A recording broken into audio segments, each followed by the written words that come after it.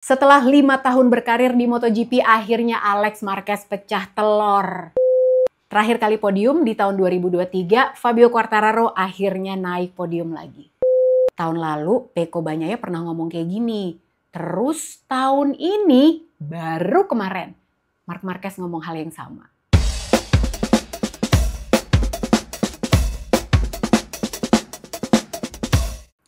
Hai, selamat datang di Pedok Talk. Ini adalah review untuk race di Jerez. Bentar, kok udah langsung race-nya aja? Sprintnya mana mbak? Udah tayang kemarin, episodenya yang ini. Jadi kalau misalnya kalian belum subscribe Pedok Talk, makanya subscribe, nyalain notifikasinya supaya nggak skip. Jadi kalau belum nonton review sprintnya, silakan nonton di episode yang ini. Jadi Pedok Talk untuk race weekend akan hadir 2 kali, jadi sprint akan aku tayangin duluan, jadi supaya kalian lebih cepat. Dan race-nya seperti biasa akan hadir di hari Senin jam 7 malam. Kasih tahu teman-teman yang lain juga ya. Kalau pengen jadi member, silakan klik aja link yang ada di deskripsi video ini. Dan sekarang langsung aja kita ngomongin race di Jerez 2025. Yang pertama diomongin tentu dong Alex Marquez. Fenomenal banget dari hari Jumat, hari Sabtu, hari Minggu. Alex Marquez memang layak mendapatkan kemenangan yang pertama kalinya di GP. Jadi ini adalah kemenangan pertama kali banget Alex Marquez setelah dia berkarir sebagai rider MotoGP sejak 5 tahun yang lalu. Jadi kemenangan Alex Marquez di GP itu terakhir kali adalah tahun 2019 waktu masih di kelas Moto2, ini di sirkuit Brno. Dan memang ini adalah hal yang sangat berat tentunya buat Alex Marquez berada di bawah bayang-bayang Marc Marquez. Ini semacam pembuktian gak sih bahwa hey, bukan abang gue aja yang jago, tapi gue juga bisa jadi pemenang di sini. Jadi bukan Mr. Pitu lagi ya Alex ya. Nah, kemarin itu waktu ditanya apa momentum Alex Marquez sebetulnya, dia bilang ketika melihat Marc Marquez jatuh. Jadi gue bilang, wah abang gue crash, ini adalah momentum gue, ini adalah hari gue. Jadi dia memang tampil sangat spektakuler sih, karena inget banget waktu di hari Jumat dia sempat crash, dan bahkan lengan kanannya juga sampai sempat agak terkilir gitu. Tapi dia bener-bener bisa memberikan yang terbaik, qualifying dengan baik juga. Lumayan lah ya meskipun gak di pole position kan. Tapi memang performa Alex Marquez sepanjang weekend di Jerez ini memang luar biasa. Kemudian yang juga membuat dunia persilatan heboh yaitu Fabio Quartararo yang berhasil ada di podium lagi setelah terakhir kali berada di podium adalah di Indonesian GP tahun 2023. Fabio efek atau Yamaha efek, dua-duanya. Fabio Quartararo waktu di Qatar kemarin juga sempat bilang bahwa jangan ditambahin banyak macam-macam karena dia pengen merasakan dan juga pengen mengandalkan bakatnya dia juga. Dan dia pengen mengekstrak apa yang sudah ditemukan dari upgrade-upgrade yang dilakukan oleh Yamaha terhadap paket M1 tahun ini. Tentunya ini menjadi momentum yang sangat baik juga untuk Fabio Quartararo karena next race-nya adalah di Le Mans. Ini adalah home race-nya dia tanggal 9 sampai 11 Mei mendatang. Di posisi ketiga ada Pecco Bagnaia yang aku tahu pasti kalian juga banyak yang gemes terutama buat fansnya Pecco. Kenapa sih kok dia susah banget overtake Fabio Quartararo? Bukannya Ducati sebenarnya lebih kencang daripada M1? Iya, tapi kita harus ingat. Jadi Jerez ini adalah sirkuit klasik yang sempit. Jadi lebarnya tuh cuma 11 meter dan sulit melakukan overtake di Jerez ini. Dan Jerez ini adalah sirkuit yang sangat demanding untuk ban depan. Kenapa Pecco sulit melakukan overtake ke Quartararo? Karena memang Pecco punya masalah dengan front tire pressure.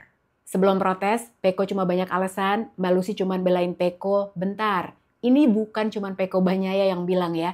Tapi Marc Marquez juga mengalami hal yang sama, Viñales mengalami hal yang sama, Fabio Di Giannantonio juga menjelaskan hal yang sama.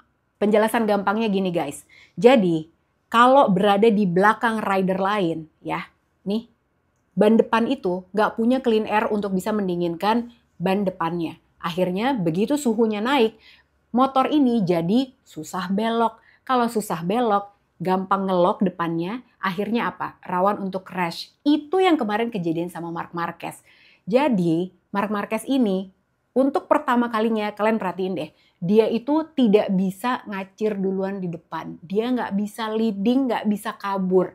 Jadi dia berada di belakang rider lain. Dan akhirnya kejadian seperti yang gue bilang tadi kan, akhirnya ngelok dan dia low side, dia akhirnya crash. Hal ini pun juga dinyatakan oleh Viñales yang dia sulit sekali mendekati Pecco Bagnaia. Sampai dia bilang, Mau dicoba kayak apapun nggak bisa. Akhirnya gue bilang ke diri gue sendiri, oke, ini P4 udah cukup, pokoknya dapat poin. Satu rider lagi, ada Fabio Di Giannantonio yang ditanya apakah betul kalau berada di belakang rider lain akan punya masalah yang sama. Dia bilang bener banget, karena dengan adanya banyak aero segala macam, berada di belakang rider lain itu membuat motornya menjadi turbulent. Kalau kalian ingat juga kemarin kejadian waktu di sprint ketika Marc Marquez overtake Fabio Quartararo, kalian lihat kan bagian depan motornya Fabio Quartararo itu langsung goyang, ya itu sebabnya. Marc Marquez juga menjelaskan pada saat media scrum apa alasannya dia crash. Jadi ingat gak sih tahun lalu Pecco itu pernah waktu crash, gue lupa di sirkuit mana, tapi pas ditanyain apa alasannya crash, Pecco itu bilang bahwa gue nggak tahu alasannya kenapa gue crash. Nah waktu itu ribut tuh. Biasanya yang sebel sama Pecco, yang gue nggak tahu juga kenapa harus sebel sama Pecco banyak ya, padahal nggak kenal juga kan ya. Tapi mereka bilang kebanyakan alasan doang, masa nggak tahu crash sebabnya apa. Nah akhirnya ini kejadian sama Marc Marquez juga. Ketika ditanya apa alasannya dia crash, Marc Marquez bilang gue nggak tahu. Jadi kemarin Marc Marquez tuh bilang dia tidak dalam sedang attacking mode, dia tidak menyerang, dia dalam mode cruising katanya. Jadi emang gue lagi nggak attacking siapa-siapa, tapi gue tuh sebetulnya lagi nyimpen dan gue baru akan menyerang di paruh kedua dari total lap. Karena emang dia nyimpen banget. Tapi ternyata ketika berada di belakang rider lain, tahu-tahu hilang aja depannya dan gue crash. Kalau waktu crash di Austin, gue tahu sebabnya. Tapi kali ini gue nggak tahu. Tiba-tiba crash aja. Sama kayak Pecco kan tahun lalu, ya nggak? Maksudnya apa sih Mbak ngomong kayak gitu? Maksudnya adalah ini adalah motorcycle racing guys. Balap motor itu memang semua tuh bisa terjadi. Dan emang sangat kompleks dan sangat rumit. Jadi nggak bisa yang semua itu eksak. Jadi nggak bisa. Semuanya itu benar-benar tidak terduga. Apalagi dengan adanya aero segala macam. Nah ada satu pendapat dari Jack Miller. Ini udah cukup lama juga interviewnya. Jadi kalian tahu nggak sih dengan banyaknya aero sekarang yang ada di MotoGP. Menambah beban untuk bagian depan, ban depan motor itu menjadi semakin ekstra. Ekstranya itu bisa sampai 20-30 kilo loh. Jadi emang gak main-main. Makanya serumit itu MotoGP. Highlights yang menarik juga dari kemarin adalah fight antara Pecco dan juga Marc. Akhirnya kejadian juga, semoga lebih banyak ya yang kayak begini ya. Nah ini adalah salah satu strateginya seorang Pecco Bagnaia. Jadi Pecco tuh pernah bilang dari tahun lalu bahkan untuk bisa mengalahkan Marc Marquez adalah jangan menyerah kalau dia lagi mulai mengganggu. Katanya gitu. Nah makanya kemarin Pecco tuh juga langsung ngotot. Nah sebenarnya gini, bukan hanya sekedar strategi, tapi untuk di Jerez ini mau nggak mau ya, di 1-4 lap awal, semua rider itu ngejar untuk bisa mencari posisi paling depan. Kalau bisa dia di paling depan supaya apa? Supaya ban depannya aman. Nah itu kemarin kenapa kita lihat Pecco sama Marc itu gontok-gontokan banget di lap-lap awal. Karena mereka pengen menyelamatkan ban depan, itu kuncinya. Tapi sebetulnya memang salah satu cara untuk bisa mengganggu seorang Marc Marquez adalah untuk mengganggu ritme balapannya. Dan itu yang dilakukan sama Pecco Bagnaia kemarin. Yang menarik juga dari race kemarin adalah 4 rider KTM yang berhasil masuk ke top 10. Bahkan Enea Bastianini yang start di P18 bisa finish di P9. Nah, hari Senin ini kan ada Jerez Test nih. Jadi sepertinya Maverick Viñales yang akan menjadi semacam acuan atau patokan untuk melakukan pengembangan lanjutan bagi RC16-nya KTM. Podium di Jerez kali ini menjadi milik Alex Marquez, di P2-nya Fabio Quartararo, dan P3-nya Pecco Bagnaia. Dan dengan kemenangan Alex Marquez ini menambah rekor kemenangan Ducati menjadi 22 kemenangan secara berturut-turut, menyamakan rekornya Honda. Alex Marquez kembali memimpin klasemen sementara dengan raihan 140 poin, di bawahnya Marc Marquez dengan selisih 1 poin. Di nomor 3 ada Pecco Bagnaia dengan selisih 20 poin. Di posisi keempat ada Franco Morbidelli, 5 Fabio Di Giannantonio, 6 Fabio Quartararo, 7 Johan Zarco, 8 Ai Ogura, 9 Marco Bezzecchi, dan 10 Pedro Acosta. Hari Senin 28 April 2025 ini akan ada Jerez Test, dan ini adalah tes yang sangat penting karena ini akan menemukan jawaban dari semua hal yang kayaknya mungkin bisa menjadi masalah di 5 seri pembuka.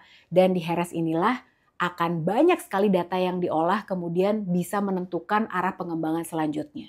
Race selanjutnya adalah seri ke-6 yang akan berlangsung di sirkuit Le Mans, Prancis, tanggal 9 sampai 11 Mei 2025. Itu tadi review untuk Race Harris 2025. Jangan lupa buat subscribe dan nyalain notifikasinya karena gue akan memberikan bonus konten juga buat kalian para subscriber untuk memberikan update apa aja yang dilakukan sama masing-masing pabrikan di Harris Test kali ini.